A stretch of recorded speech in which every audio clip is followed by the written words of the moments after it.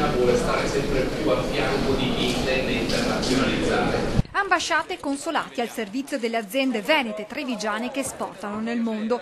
Questo è l'obiettivo della Farnesina, che intende stare al fianco dell'export Made in Italy per facilitare gli imprenditori nel cercare nuovi mercati. Questo è lo schema per cui io sto andando in giro per l'Italia a dire: guardate che la Farnesina c'è una rete diplomatica di ambasciatori e di diplomatici, di consoli, che sono pagati dal contribuente, che hanno avuto un grande miglioramento dal punto di vista dell'inclinazione alla diplomazia economica. Perché non usarli? Why not?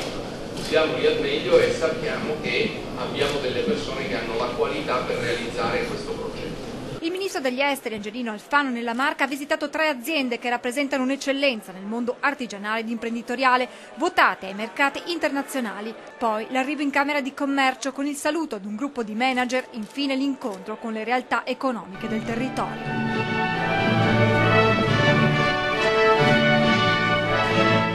In queste settimane il responsabile della Farnesina sta girando l'Italia per incontrare gli imprenditori che guardano ai mercati esteri e spiegare loro quale può essere il ruolo del Ministero in questa mission. E il nostro obiettivo è esattamente quello di dare una mano d'aiuto per riuscire a realizzare il vostro progetto di esportazione attraverso un pivot istituzionale che è la Farnesina nei mercati internazionali. Può essere molto importante, molto